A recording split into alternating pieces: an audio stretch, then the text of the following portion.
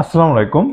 আজকে আমরা আমাদের পাইথন সিরিজে আমরা জানবো যে পাইথনের আইডিই কি জিনিস। আচ্ছা, শুরুতে তাহলে আমি একটু জানিয়ে দিই পাইথনের আইডিই বলতে যেটাকে বোঝায় সেটা হলো যে ইন্টিগ্রেটেড ডেভেলপমেন্ট এনভায়রনমেন্ট, যেখানে আমরা আমাদের পাইথন কোডকে খুব সুন্দর সাজিয়ে গুছিয়ে লিখতে পারি এবং এটার ডিবাগ করতে পারি খুব সহজে, এরর ফাইন্ড করতে পারি খুব সহজে, এবং যেটা আমাদেরকে এরর ধরতে আমাদের কোড লেখার কোথাও যদি কোনো সমস্যা হয়, এবং তাছাড়া আমাদেরকে কোনো ধরনের থার্ড পার্টি মডিউল বা কোনো ধরনের ফাইল যদি ইম্পোর্ট করতে হয় ইত্যাদি এই সংক্রান্ত বিষয় অনেক বেনিফিটেড করে থাকে বা অনেক ধরনের সুবিধা আমাদেরকে দিয়ে থাকে এই আইডিই, যেটা অ্যাকচুয়ালি বলা যেতে পারে এমন একটা এনভায়রনমেন্ট যেখানে আমি আমার হাতের নাগালে আমার পাইথনের সকল ইসেনশিয়াল জিনিস আমি পেয়ে যেতে পারি, যেগুলো আমার কোনো একটা পাইথনের প্রজেক্ট করতে লাগতে পারে। তাহলে একটু জেনে নেওয়া দরকার যে পাইথনের আইডিই যদি ব্যবহার না করে থাকি তাহলে কি হতে পারে। ঠিক সেটাই, তাহলে চলুন দেখে নেওয়া যাক যদি আমরা পাইথনের আইডিই ব্যবহার না করি তাহলে কি হতে পারে। সেজন্য আমরা যেহেতু অলরেডি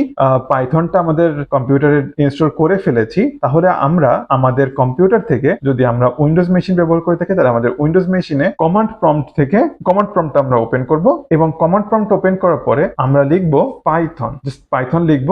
এরপরে কি হলো, আমার কাছে একটি পাইথনের কোড লেখার জায়গা ওপেন হয়ে গেল। এখন এইটা দেখতে কিন্তু খুবই সাদামাটা লাগছে এবং দেখে খুব একটা বোঝা যাচ্ছে না যে এইখানেই অ্যাকচুয়ালি পাইথনের কোড লিখতে হবে। তো আপনাদের কাছে অনেকেরই মনে হতে পারে এটা কি জিনিস। এটা অ্যাকচুয়ালি হলো যে যেহেতু পাইথনটা আমরা ইনস্টল করে ফেলেছি অলরেডি আমাদের ডিভাইসে, সেই ক্ষেত্রে আমরা কমান্ড প্রম্পট দিয়েও পাইথনের কোড লিখতে পারি। যেমন আমি এখানে হ্যালো ওয়ার্ডটা প্রিন্ট করে দেখাচ্ছি এবং ইন্টার দিলাম, হ্যালো ওয়ার্ড প্রিন্ট হয়ে গেল। কিন্তু যদি আমি কোনো কিছু ভুল লিখতাম, হতে পারে আমি প্রিন্ট বানান ভুল লিখছি, তাহলে সেটা আমাকে শো করছে না। এই ধরনের অনেক ধরনের অসুবিধা থাকে যেটা আমাদেরকে আইডিই এই সুবিধাটা দিয়ে থাকে। যদি আমরা কোনো জায়গায় ভুল করে থাকি বা ইত্যাদি কোনো ধরনের কোনো কিছু দরকার হয়, তাহলে আইডিই সেই সুবিধাটা আমাদেরকে দিয়ে থাকে, যেটা আমাদেরকে কমান্ড প্রম্পট বা পাইথনের কোড লেখার যে প্লেসটা রয়েছে, যেমন কমান্ড প্রম্পটে আমরা পাইথন কোড লিখতে সেই সুবিধাটা পাবো না। সেই সুবিধাগুলো আমরা পাইচার্মে পেতে পারি, যেটা আমাদের পাইথনের একটি আইডিই।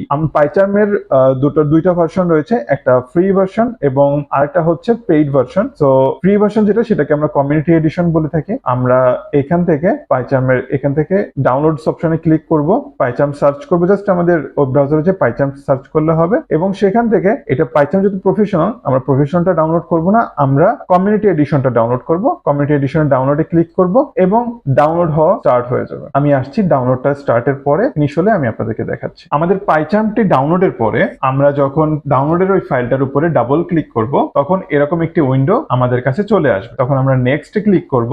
ওকে, আমরা নেক্সটে ক্লিক করব, যেখানে ফাইলটি সেভ করতে চাই। আমরা add bin folder to path, add okay, create py extension, PyCharm community edition, desktop edition. Okay, next করে দিব JetBrains ইনস্টল। এইভাবে ইনস্টল করলে আপনার ইনস্টলেশনটা ফিনিশ হয়ে যাবে। এরপরে সাকসেসফুল দেখাবে, ফিনিশ লেখা দেখাবে। ফিনিশ উপর ক্লিক করলে আমাদের পাইচার্ম আইডিই, যেটা পাইথনের একটি আইডিই, আমাদের ইনস্টল কমপ্লিট হয়ে যাবে। তো আশা করি আজকের আমরা এই ভিডিওতে শিখে ফেললাম পাইথনের আইডিই কি জিনিস এবং পপুলার যেই পাইথনের আইডিই রয়েছে পাইচার্ম, সেটা কিভাবে আমরা ইনস্টল করতে পারি আমাদের কম্পিউটারে, আমরা সেটা দেখে ফেললাম। আমাদের ইনস্টলেশনের লোডিংটা কমপ্লিট হয়ে গিয়েছে। এখন আমাদেরকে আমাদের পাইচার্ম যেটা বলছে সেটা হলো যে পাইচার্মটা যেহেতু ইনস্টল কমপ্লিট হয়ে গেল, এখন আমার কম্পিউটারে সে একটি রিস্টার্ট বা রিবুট চাচ্ছে। তো আমি কি এই রিবুটটা এখনই দিতে চাই নাকি ম্যানুয়ালি দিতে চাই পরে?